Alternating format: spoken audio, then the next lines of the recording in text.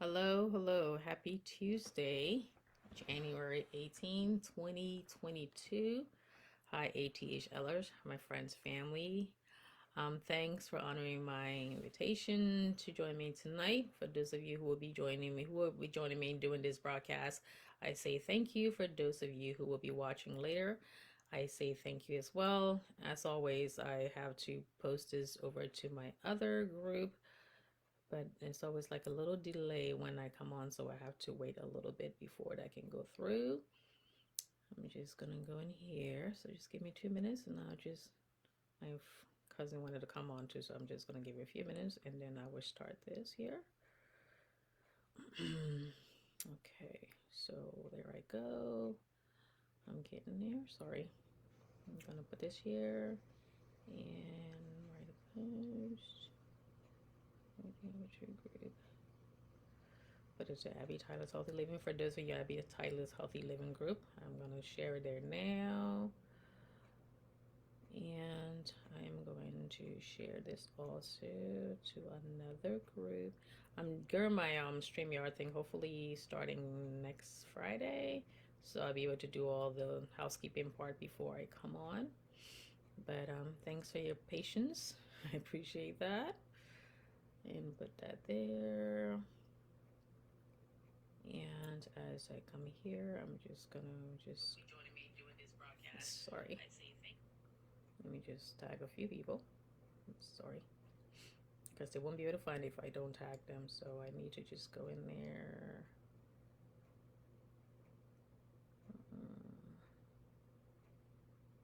Hopefully she can find it. Because I can't get her name there. Alrighty. Sorry. I really. For some reason I can get her name there. Technology. There we go. Okay. Alrighty. Once again, good evening to all of you who will be joining me. I'm just gonna put this here. Happy Thursday. I'm going to, as you saw, as I've put out for the month of January, I have planned to put my glasses on because I need to read.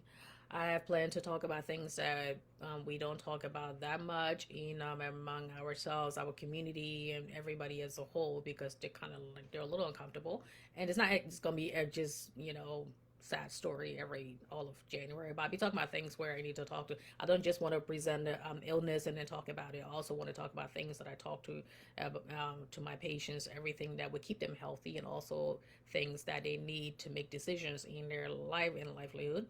Also, because January is the time of the year when people are talking about a New Year's resolution, and then also about health decisions that you have been putting off over the years, or just something you want to talk about and start thinking about more strongly in January. So most of the time, that's when most of these conversations start to take place or should start taking place. And these are the things as providers also we're supposed to bring up to our patients when they come for their annual visits, and also when they come for other reasons we kind of bring it up, but mainly during the annual visits and also for our elderly patients and everybody. Doesn't matter, we bring it up anyways. Right now I'm only taking care of people, adults. I'm trained to take care of everybody else, but taking care of adults, so I kind of bring it up to them 18 to deaf. um Let me introduce myself for those of you who don't know me. My name is Abby Tyler. I am a family nurse practitioner. I'm a graduate of Drexel University, Drexel Dragons. I work in the city of Philadelphia, and working as a private practice. And I live in Pennsylvania, and have family all over the place. Married mother of two, and blogger. And I also do some volunteer work in the community for our Liberian Association, and also we do health fair for our city as well. So enough about me. I'm going to get into my information now. As always, I'm going to give my disclaimer that whatever I say here is based on what I've been taught in school, my practice, and also the guidelines that are put forward by Medicaid, Medicare, and all the other insurance companies, and everything that has to do with talking about living well and patient care. Please check with your provider before making any changes to your regimen.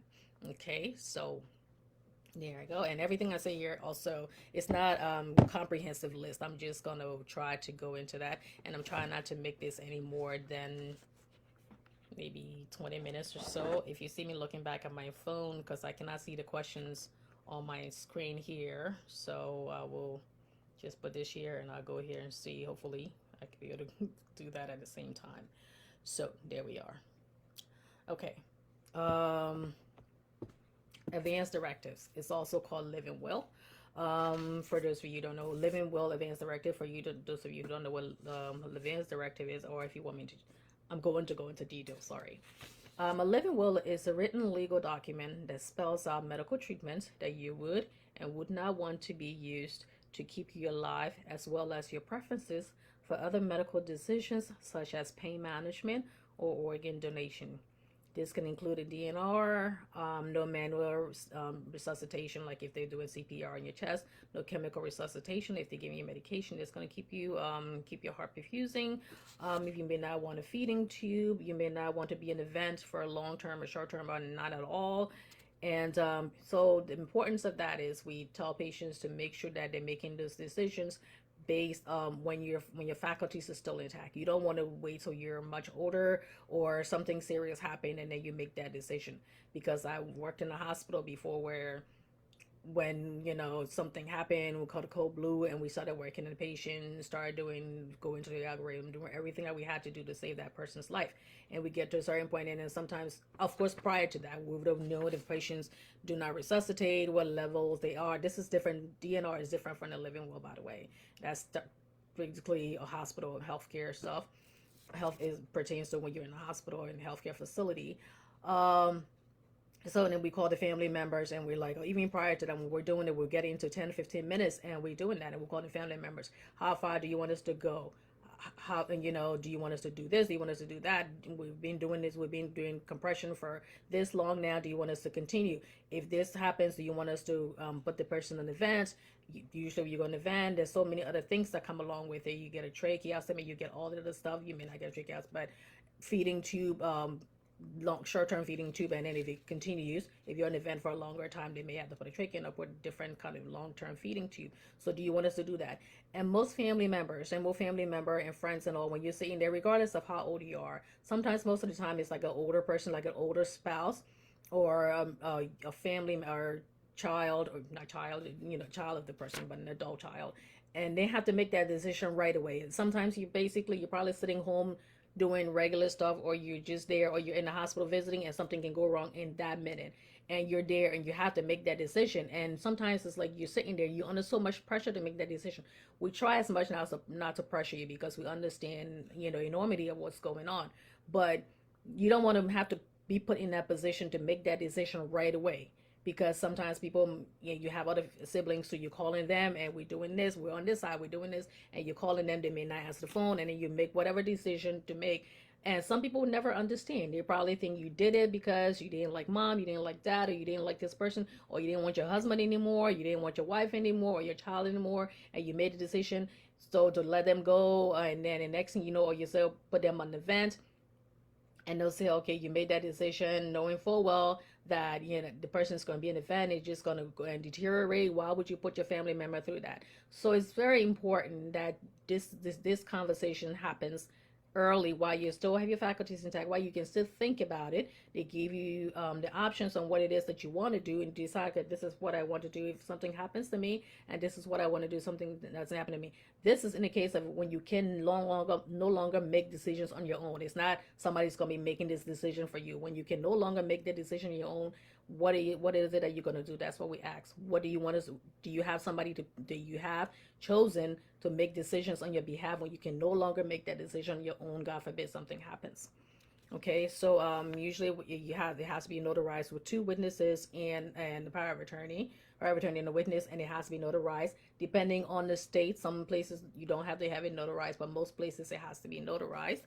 Um, And it's like I say, it's very important to talk to people who you know, to your next of kin. Most of the time, your next of kin. Most of the time, this conversation will come up when you go to your doctor's office for your physical, and we kind of bring it up and say, by the way, do you have anybody in the Vans Directive? We talk to you about it. We start talking to you about it and giving you putting some ideas there out there, for if any reasons. And then usually the patient may say, no, but that's something I need to think about, and I'll talk it over with my family, and then come to a decision, because you don't want to make, like I said, you don't want to make that decision when you're sitting there. Even sometimes, it can happen, accident, heart attack, anything that can happen, and you want to have that. So you want to, like, the stakeholders in your life, the people who are important to you, that you want to make sure that you have this conversation with.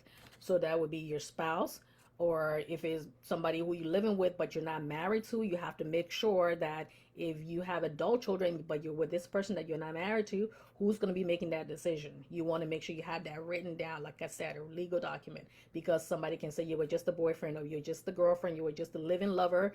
You can't make that decision, and that can cause a lot of problems. Okay. Adult children of divorced spouse, like I just said, if you're divorced and you're living with somebody else, the person who you're married to before, even though you had no relationship with them after all, nothing formal, that person can still make decisions on your behalf, because that's your legal spouse. Okay, now think about it, somebody who you had a really bad relationship with, or even was a good one, but you no longer have, that kind of relationship with them anymore. Do you want them making decisions on whether to keep you in the vent for a long time, or put a feeding tube in you, or put you in this living facility, or whatever it is? That's something you want to have to think about. All right. Even before, there was a famous case where, I think maybe about 10 years now, and it was Terri Schiavo, where she was divorced she wasn't divorced from her husband, but they had separated, and I think she had some event where she was she was in a vegetative state, but she was still able to talk, still able to mumble, and her family said she could still respond and everything, her eyes open, but she was in what we call clinically vegetative state, where she couldn't make any decisions on her own, and everything had to be done for her.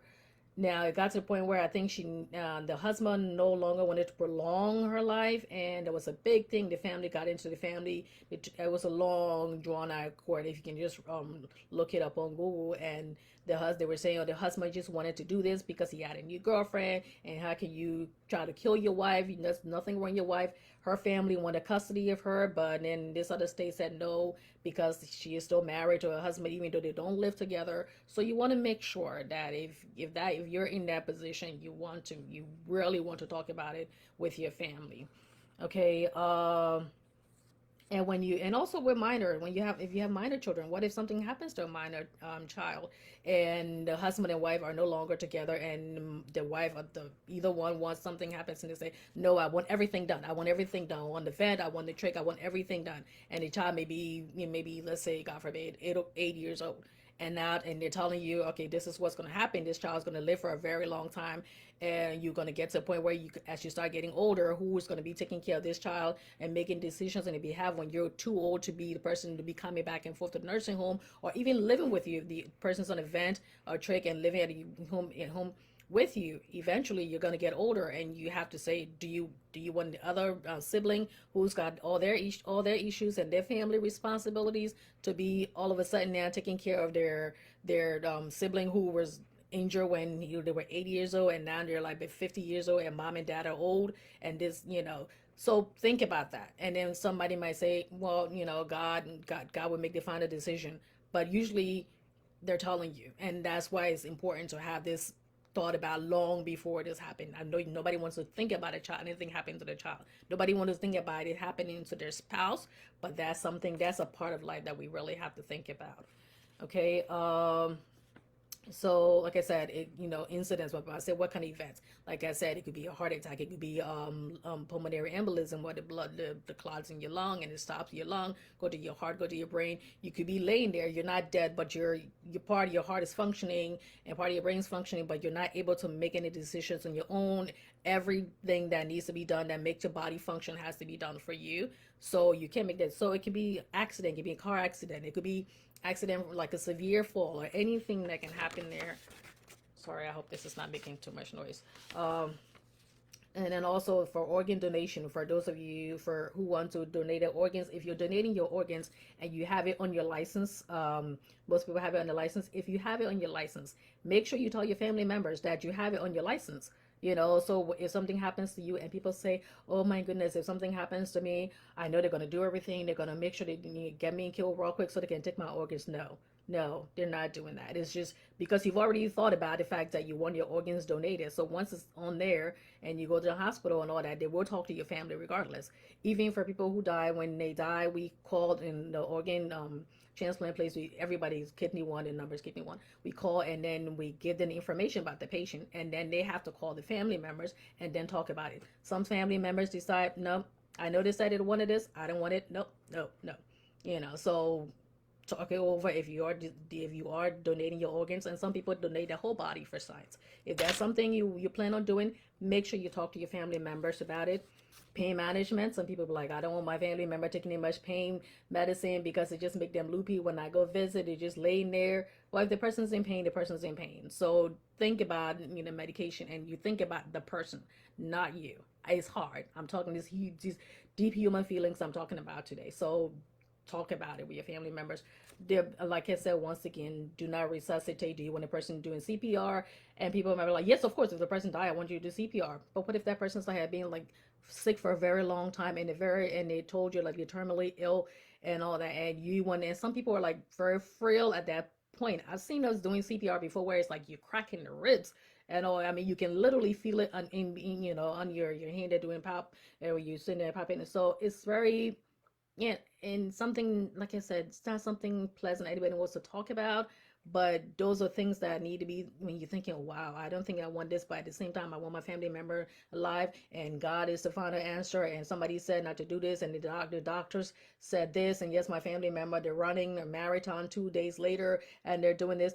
Doctors, nurses, NPs, PAs, providers, we never claim to know everything. And when they tell you this, it's based on research and how this many people they did research on this, or they did research after the fact and saw this. So just because one person got up and walked away from it, or one person who didn't die from it, or another person who didn't die, that's all anecdotal evidence. Meaning it's like you just taking it from here and there. If I told you take this medication because my cousin took it and she was fine, you'd be like, wait a second.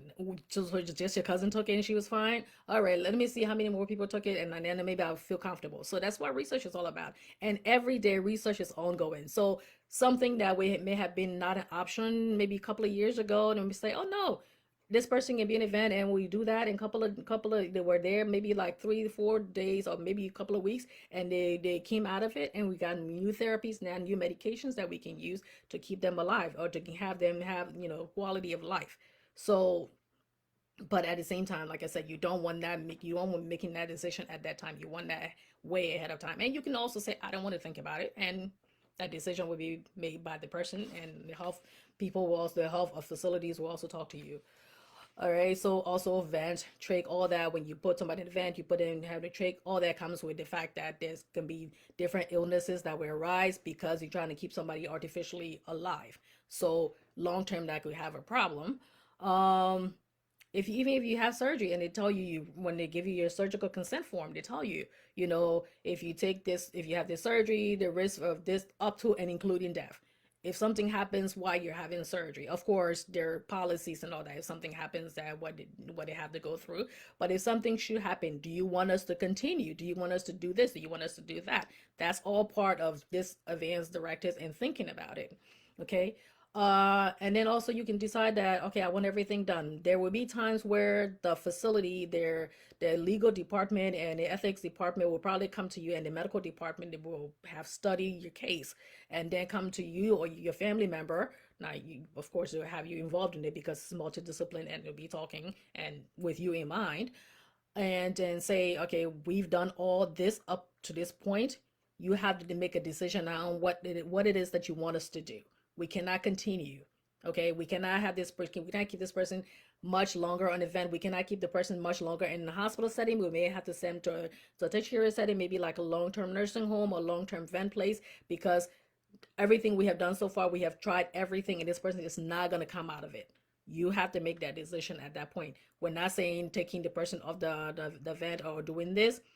We're saying you have to move forward. We have to move on now to the next phase of this person's life. Since you decided you wanted to continue this is what we're going to have to do. Okay, so to keep that in mind, because I've had a couple of people where the ethics department and the legal department came to the person and say, this is what we're going to have to do.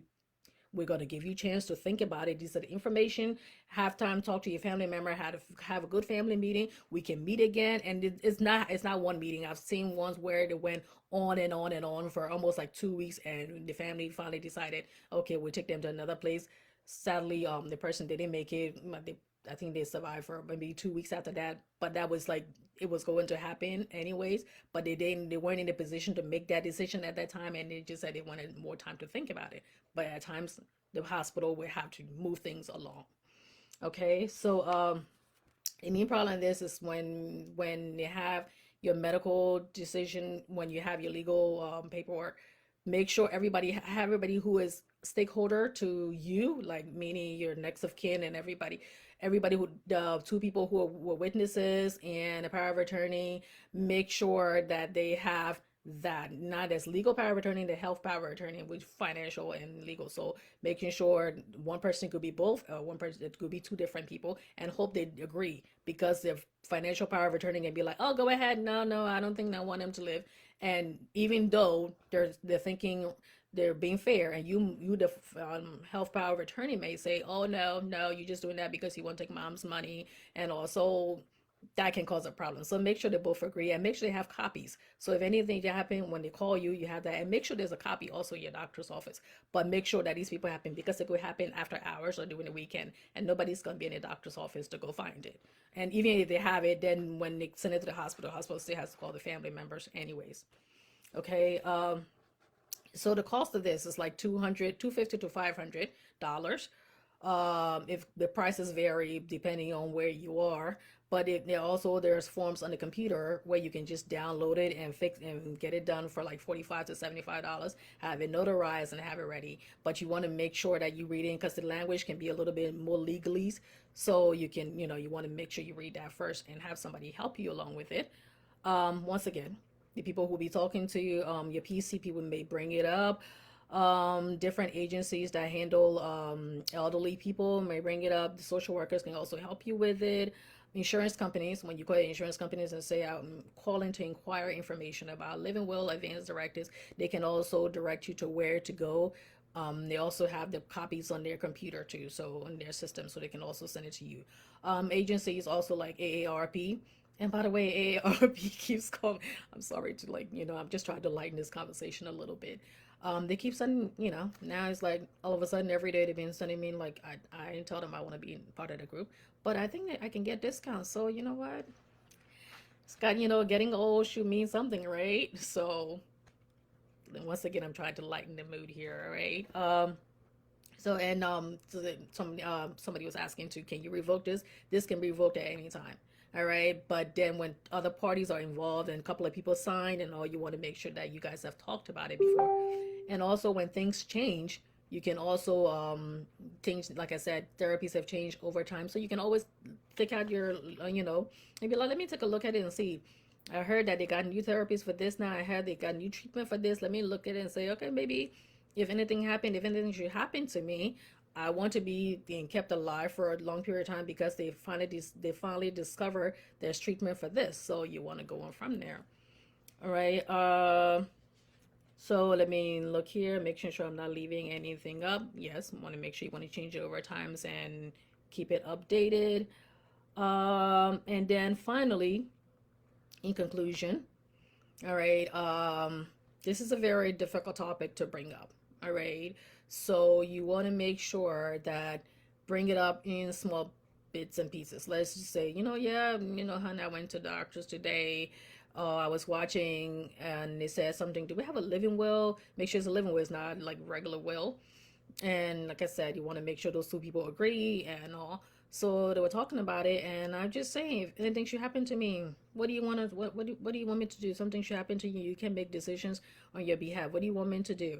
And just kind of get a feel for that. And if you're not in a healthy relationship, be prepared for whatever answers come out, or be prepared for the hesitance in making that decision, because Like I said again, and also if you're in a divorce situation, making sure that your status, your relationship status, is squared away, because it will be a family member who you're not related to, not related to, but not in a relationship with anymore, that will be making that decision. It may be that maybe in some cultures the oldest child is the one that makes decisions, so it may be that oldest child is not the one that is responsible enough for them to talk to.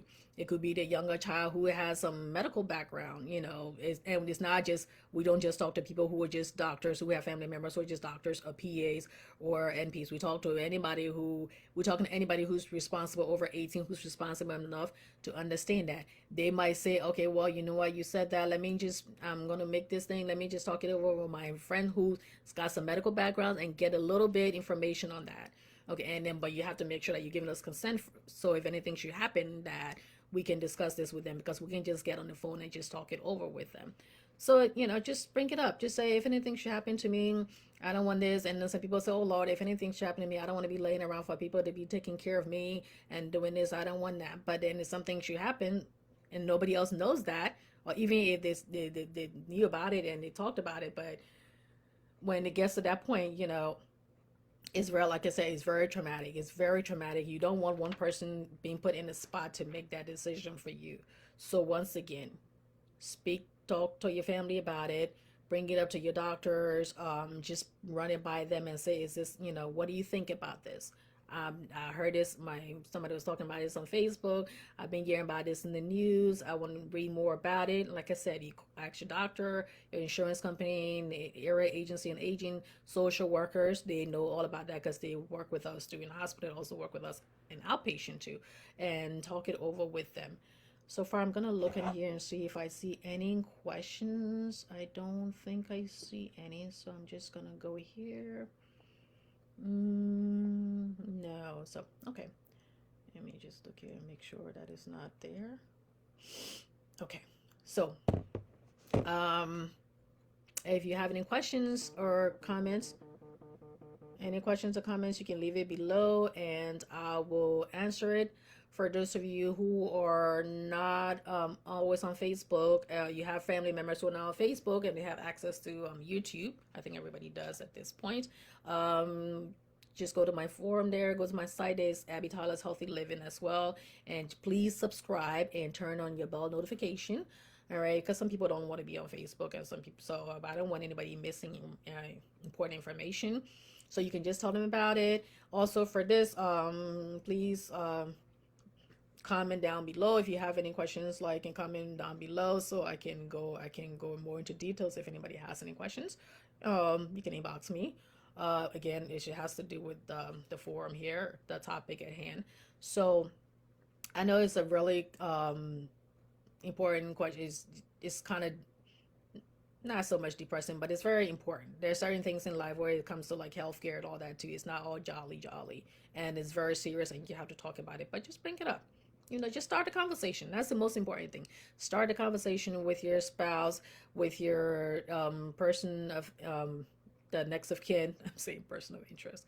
The next of kin. If you have adult children and you're divorced, making sure that who's going to be making decisions on your behalf. Talk it over with somebody who has got some medical backgrounds and then explain to you, because there's some things where people, you read stuff and you're like, oh my God, oh my God. And then somebody else explains it to you that has a medical background. You're like, oh, okay.